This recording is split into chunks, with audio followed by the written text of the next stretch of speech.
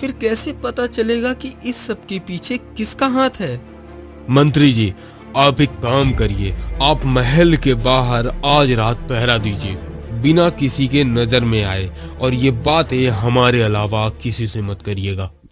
और फिर रात होने पर मंत्री महल के बाहर एक पेड़ के पास जाकर छुप जाता है।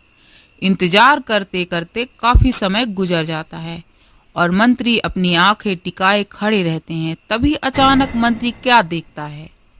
अरे, महारानी इतनी रात गए कहाँ जा रही हैं? कहीं इन सब के पीछे महारानी का तो हाथ नहीं? नहीं नहीं यार, ऐसे कैसे हो सकता है? मेरे मन में ऐसा विचार आ भी कैसे सकता है?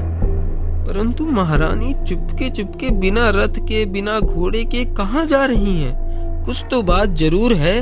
कोने में एक छोटी सी लड़की रहती थी जिसका नाम था सुमित्रा।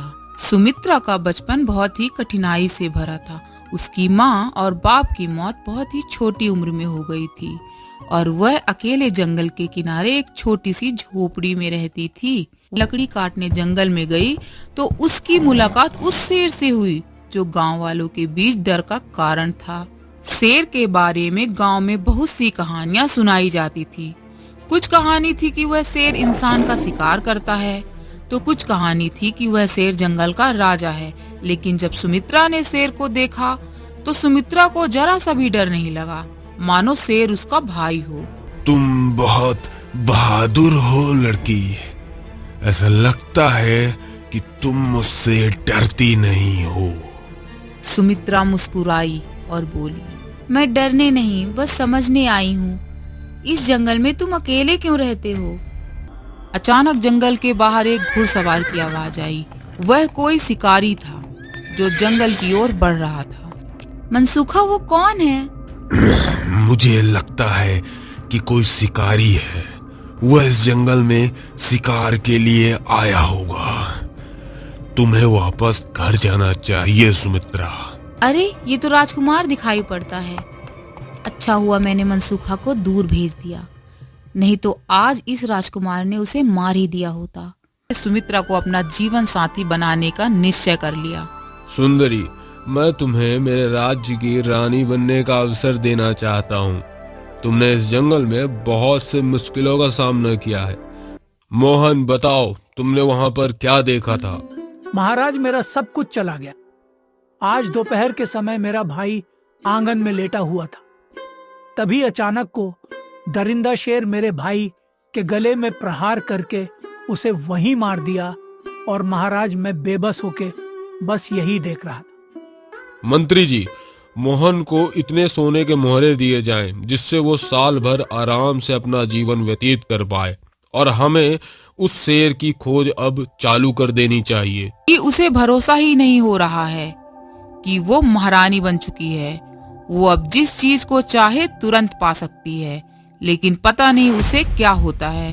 वो राजा के साथ एक अच्छे जीवन की शुरुआत कर सकती है, लेकिन वो ऐसा नहीं करती।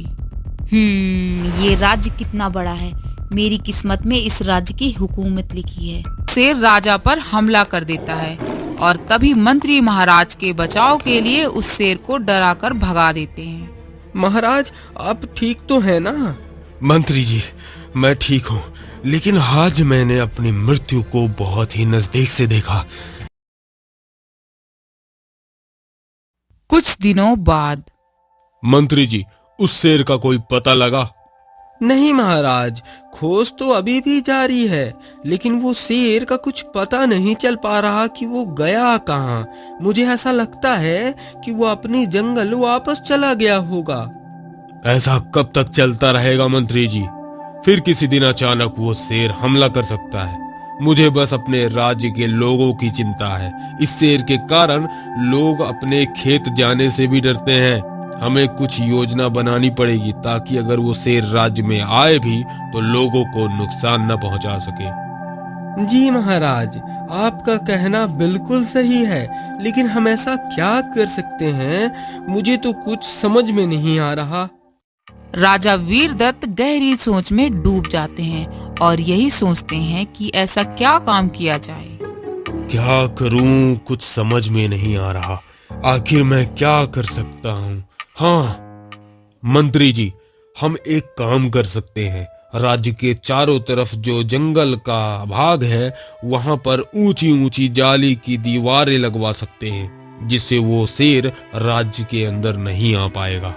जी महाराज, ऐसा करने से वो शेर नहीं आ पाएगा और प्रजा के लोग शेर के डर से मुक्त होकर अपना जीवन जी पाएंगे। महाराज, आज ही जाकर मैं ये काम सबसे पहले कराता हूँ ताकि लोग चैन से सांस ले सकें। कुछ दिनों बाद राज्य के चारों तरफ जाली लग जाती है और अब गांव वाले बहुत ज्यादा खुश होते हैं। अरे भाई देखो, हमारे महाराज हम लोगों का कितना ध्यान रखते हैं। उन्होंने हमारे लिए इतनी कठिनाइयां सही। ऐसा राजा भाग्य से मिलता है भाई। और दूसरी तरफ राजा अब इस चिंता से दूर हो जाता है कि शेर फिर से उसके गांव में आएगा और वो रानी से बोलता है, सुमित्रा, बहुत महीने गुजर गए, हम शिकार पर नहीं गए। हमारा मन अब शिकार खेलने का कर रहा है। हमारे यहाँ वापस आने तक आप इस राज्य के सारे दायित्व को भली भांति संभालिएगा। हम जल्द ही शिकार लेकर वापस आएंगे। जी महाराज, आप आराम से जाइएगा और अपना ध्यान रखिएगा और शाम होने से पहले वापस आने का प्रयास करिएगा। हाँ सुमित्रा, जैसा तुम कहो। चलो अब हम चलते हैं, क्योंकि हमें मंत्री जी से भी जाकर कुछ जरूरी बात करनी है। और फिर राजा वीरदत्त मंत्री जी के पास जाते हैं। मंत्री जी, हम पास के जंगल में शिकार खेलने के लिए जा रहे हैं। आप महल का ध्यान रखिएगा। महाराज, आपका जाना मुझे सही नहीं लगता, क्योंकि उस शेर की अभी कोई खबर नहीं है कि वो शेर अभी कहाँ है, और उस शेर ने आप पर एक बार घातक हमला भी किया है। महाराज, आप कहें तो मैं भी आपके साथ चलना चाहता हूँ। नहीं मंत्री जी, आप व्यर्थ ही चिंता कर रहे हैं। महारानी सुमित्रा ने हमें पहले ही बता दिया है कि वो शेर दूर के किसी जंगल में रहता है और हम तो अपने राज्य के जंगल में जा रहे हैं। आप परेशान ना हो मंत्री जी, हमें कुछ भी नहीं होगा। जी महाराज, जैसी आपकी आज्ञा। और फिर राजा वीरदत्त तीर कमान लेकर अपने घोड़े पर सवार होकर निकल पड़ता है शिकार की तलाश में।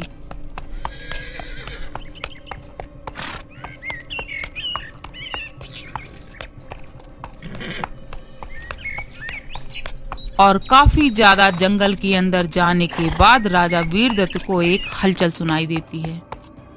कौन है वहां पर? सामने आओ। और तभी घास के पीछे से मनसूखा शेर फिर से राजा पर हमला करता है, लेकिन राजा उस हमले का सामना करने के बजाय सीधा अपने घोड़े पर सवार होकर पूरी तेजी के साथ वहां से निकल जाते हैं।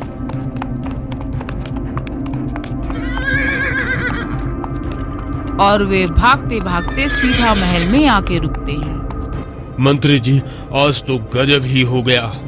क्या हुआ महाराज? आपका चेहरा बहुत विचलित सा लग रहा है। मंत्री जी, उस शेर ने मुझ पर फिर से हमला किया। वो तो भला हुआ कि चेतक मेरे नजदीक खड़ा था, तो मैं उस पर सवार होके तुरंत वहां से निकल आया, नहीं तो आज बहुत बड़ी अनहोनी हो जाती। महाराज, ये बात कुछ हजम नहीं हो रही। उस शेर ने आप पर कई बार हमला किया और सिर्फ आपके ऊपर ही हमला कर रहा है। मुझे तो ऐसा लगता है महाराज कि उस शेर के जरिए आपको कोई मारना चाहता है। मंत्री जी, हमें भी यही लगता है, परंतु आसपास के राज्य में हमारा कोई शत्रु नहीं है, और अगर कोई शत्रु होगा भी तो उसे कैसे पता चलेगा कि हम कब और कहां जा रहे हैं। मंत्री जी, अब हमें सारी बातें समझ में आ गई।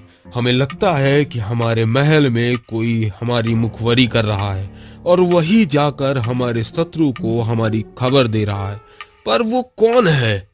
महाराज, यूं तो किसी पे शक नहीं हो रहा, फिर कैसे पता चलेगा कि इस सब के पीछे किसका हाथ है? मंत्री जी, आप एक काम करिए, आप महल के बाहर आज रात पहरा दीजिए, बिना किसी के नजर में आए, और ये बातें हमारे अलावा किसी से मत करिएगा। और फिर रात होने पर मंत्री महल के बाहर एक पेड़ के पास जाकर छुप जाता है। इंतजार करते करते काफी समय गुजर जाता है और मंत्री अपनी आंखें टिकाए खड़े रहते हैं। तभी अचानक मंत्री क्या देखता है? अरे, महारानी इतनी रात गए कहाँ जा रही हैं? कहीं इन सब के पीछे महारानी का तो हाथ नहीं? नहीं नहीं यार, ऐसे कैसे हो सकता है? मेरे मन में ऐसा विचार आ भी कैसे सकता है? परंतु महारानी चुपके चुपके बिना रथ के, बिना घोड़े के कहाँ जा रही हैं? कुछ तो बात जरूर है। और फिर मंत्री महारानी का पीछा करने लगता है और थोड़ी ही दूर जाने के बाद महारानी रुक जाती है। अरे, महारानी अचानक रुक क्यों गईं? वो भी इतने सुनसान इलाके पे। मनसूखा बाहर आओ। आओ, मैं आ गई हूँ। आओ सुमित्रा, मैं तुम्हारे इंतजार में यहीं था। अरे बाप रे, ये शेर बोल रहा है। और ये शेर तो वही है जो महाराज पर कई बार हमला कर चुका है, लेकिन ये महारानी को कुछ नहीं कह रहा। मुझे तो कुछ समझ में नहीं आ रहा है। सुमित्रा, मैं इस बार फिर से विफल हो गया। महाराज वीरदत्त अपने घोड़े की वजह से इस बार भी बच गए। सुनो मनसूखा, तुम ऐसे ही छुपे रहना, और इस बार वीरदत्त कहीं जाएंगे तो तुम्हें उनका काम तमाम करना ही होगा। और एक बात, अब तुम्हारी खोज बहुत जोरों शोरों से कराई जा रही है, इसलिए छुप कर रहना, किसी की नजरों में ना आना। ठीक है सुमित्रा, अब वो दिन दूर नहीं जब इस राज्य पे हमारा राज्य होगा। और फिर महारानी अपने महल की तरफ वापस लौट जाती है। हे भगवान, ये मैंने क्या सुन लिया? मुझे अपने कानों पर भरोसा नहीं हो रहा। महारानी कभी ऐसा कर सकती हैं, ये मैं अपने सपने में भी नहीं सोच सकता। ये बात मैं महाराज को किस मुंह से बताऊंगा? हे भगवान, हे ईश्वर, ये क्या लीला रचा रहे हो आप?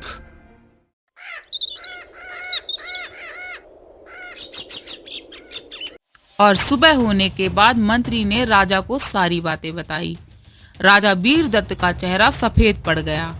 उसे जरा भी अंदाजा नहीं था कि रानी इन सब के पीछे है।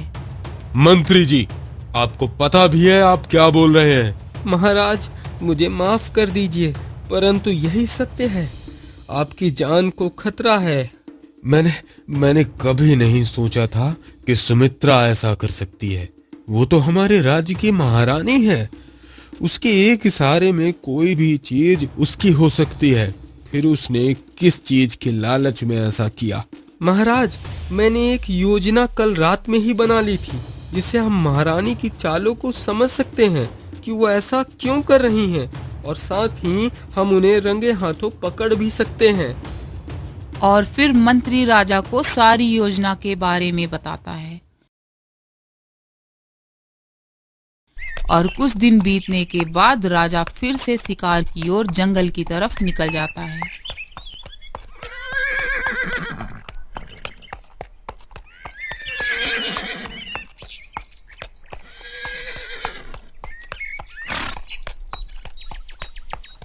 और दूसरी तरफ महल में बहुत समय होने के बाद एक गुप्तचर आता है और भरी सभा में बताता है कि महाराज को किसी शेर ने मार दिया और उनका शव भी नहीं मिल रहा। गुप्तचर, तुम्हें इस मजाक के लिए हम सूली पर भी चढ़ा सकते हैं। नहीं मंत्री जी, मैंने अपनी आंखों से देखा था। वो दृश्य इतना भयंकर था कि मेरी नजर के सामने वो घटना अभी भी दिखाई दे रही है। मंत्री की आंखों में आंसू आ जाते हैं। मंत्री तुरंत महारानी के पास जाता है। महारानी साहिबा, मुझे समझ में नहीं आ रहा, मैं किस मुंह से आपसे बताऊं। क्या हुआ मंत्री जी, आपका चेहरा उतरा क्यों है? क्या बात है? सब कुशल तो है ना? रानी साहिबा, सब कुछ खत्म हो गया, अब कुछ भी नहीं बचा। और फिर मंत्री सारी बातें रानी को बताता है और रानी बहुत खुश हो जाती है और मन ही मन सोचती है, मैंने तो मनसूखा को नहीं बताया कि महाराज शिकार पर गए हैं। फिर महाराज की हत्या किसने कर दी? हो गया, मनसूखा का काम किसी दूसरे शेर ने कर दिया। बहुत अच्छी बात है। ऐसे ही धीरे धीरे दिन बीतते गए और अब रानी ने शेर को राजा के पद में खड़ा कर दिया था। मंत्री जी, महाराज मनसूखा की आज्ञा है, हर रोज एक नया इंसान का मांस महाराज को चाहिए और हम दोनों आज से इंसानों का भोजन करेंगे। मंत्री महारानी की ऐसी बातें सुनकर डर जाता है कि महारानी इंसान का मांस खाएगी। महारानी, आप ये क्या कह रही हैं? ऐसे में प्रजा आपका और महाराज मनसूखा का विरोध करने लगेगी। मंत्री जी, जितना आपसे कहा जाए उतना ही करिए, अन्यथा आज का भोजन आपसे ही शुरू होगा। जी महारानी साहिबा, मैं जाकर इंसान के मांस का प्रबंध करता हूँ। और फिर मंत्री महल से बाहर जाने लगता है। वो सब कुछ समझ जाता है कि रानी सुमित्रा बचपन से ही शेर के साथ रहती थी और उन्होंने राजा वीरदत्त से इसलिए शादी की थी ताकि पूरे राज्य पे कब्जा कर सके और बिना किसी डर के अपनी मनमानी कर सके। और एक राज है जो मंत्री और राजा बस को ही पता था। असल में राजा जीवित है। राजा की ये चाल थी रानी की साजिश को समझने के लिए। मंत्री राजा की कुटिया के पास पहुंच जाता है और तुरंत राजा को सारी बातें बताता है। मेरी किस्मत ही खराब है। मैंने रानी सुमित्रा को इतना प्रेम दिया, लेकिन उन्होंने मेरी कदर नहीं की। मंत्री जी, अब उदास होने का समय नहीं है, क्योंकि मैं अपने राज्य के किसी भी व्यक्ति को उस शेर और उस सुमित्रा का भोजन बनने नहीं दूंगा। मेरे लिए पहले मेरी प्रजा है। और राजा तुरंत मंत्री के साथ महल में पहुंचता है और शेर को तुरंत पकड़वा देता है। सुमित्रा, तुम्हारे सारे मंसूबे मैं पहले ही जान चुका था और मुझे अब भी भरोसा नहीं हो रहा कि तुम ऐसा कर सकती हो। अब हमें तुम्हारी एक भी बात नहीं सुननी है। अब तुम और तुम्हारा ये मनसूखा दोनों जिंदगी भर काल कोठरी में कैद रहोगे, क्योंकि मैं तुम्हारी तरह तुम्हें मार नहीं सकता।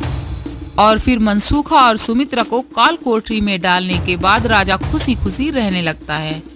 दोस्तों, इस कहानी का कौन सा भाग आपको सबसे ज्यादा पसंद आया? रानी के साथ जो हुआ वो सही हुआ या नहीं, हमें कमेंट करके जरूर बताएं। और अगर आपको ऐसी ही कहानी और वीडियोस देखनी है तो कमेंट में जरूर बताएं। आपका एक एक कमेंट हमारे लिए मूल्यवान है।